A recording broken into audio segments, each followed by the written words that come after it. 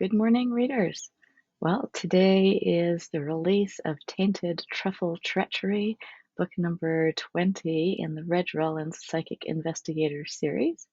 You can read this as a standalone or together with the rest of the series.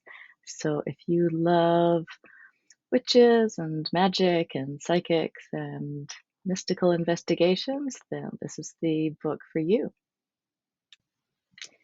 Kim says, "Say it isn't so. Chocolate is absolutely addictive but deadly. Oh, the horror. This wonderfully entertaining story takes us on an adventure in which Reg, Corbin, and Marta must figure out what is causing a cluster of deaths among the magical community members of Black Sands. I could not put this one down until all was revealed, and I will admit that I spit in the face of potential danger by eating a few truffles while I read this book. I'm always captivated by the stories in this series and have never failed to thoroughly enjoy an evening curled up with the escapades of Reg Rawlins and her friend." Candy says, "Another excellent book in this series. I love Reg and her friends and also her frenemy, Corbin. So interesting to see them working together to solve the mystery. Looking forward to whatever may be next." Rosemary says, "Book 20, can you believe it? In P.D. Workman's excellent Reg Rawlins Psychic Investigator series is the intriguingly named Tainted Truffle Treachery. A great adventure full of mystic twists and turns that will keep you fully entertained. Get your copy of Tainted Truffle Treachery by P.D. Workman today, but don't eat any chocolate truffles, just in case." As usual, I'm going to give you a short reading from Tainted Truffle Treachery, so you can get a little taste of this sweet psychic mystery for yourself. From Chapter 1.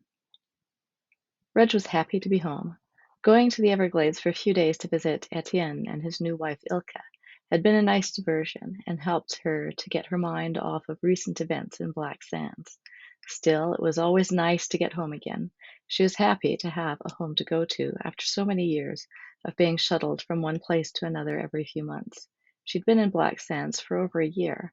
A lot had happened during that time, and it was home now. The little guest cottage she had rented from Sarah on her first day in Black Sands had become her sanctuary and home base. She ate and slept there, ran her psychic business, holding readings and seances there, and of course there was Starlight. She put down the cat carrier and let out the black and white tuxedo cat with a white splash on his forehead. Starlight took his time, oozing out of the carrier, arching his back, and then elongating all his muscles, vibrating with the joy of the stretch. Reg reached down and scratched his ears, and then along his back, hoping it would help to work out any fatigue or soreness from their trip. She wished someone would come and give her a back rub and massage. It wasn't like she'd been traveling all day, but the three-legged trip, first on donkey, then airboat, and then car, had seemed very long. Of course, Corbin would be happy to get a call from her to massage her sore body, but he wouldn't stop there. She would feel good for a while, but he would strip her of her powers, which she knew from sad experience was not something she could tolerate. She would go crazy with the silence in her own head. She was too used to the other voices there, always vying for her attention, and didn't know how normal people lived with the silence. Reg let out a noisy sigh at the thought of Corbin. She'd expected the phone to ring as soon as she got in the door, Corbin asking if she were home and when he could see her. Having shared magic, memories, and thoughts with her before, he had an uncanny sense of where she was and what she was doing. She could never quite keep him out of her head. He had told her he had some news she would be interested in, something that he couldn't tell her over the phone, though that was probably just a ruse.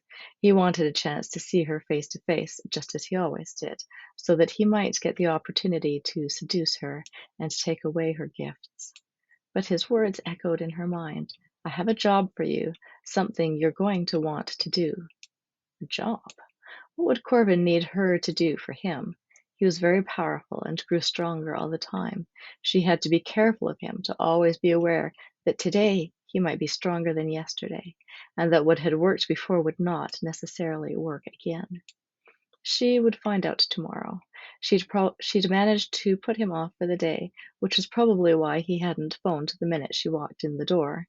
Then she and the handsome warlock would sit across from each other at the restaurant of their choosing, and he would tell her about whatever it was he wanted her to look into.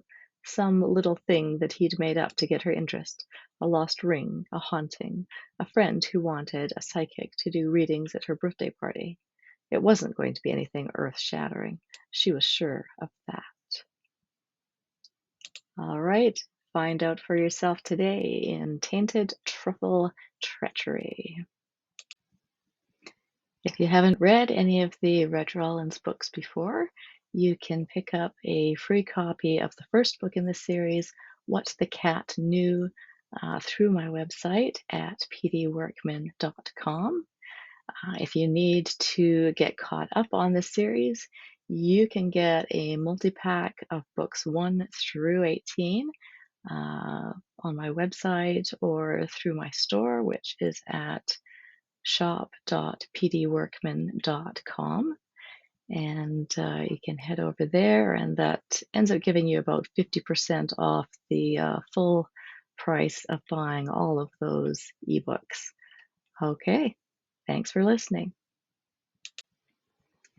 So you can pick up your copy of Tainted Truffle Treachery, book number 20 in the Reg Rawlins Psychic Investigator series today. Head over to my website at pdworkman.com or my e-store at shop.pdworkman.com and get your copy now. Enjoy!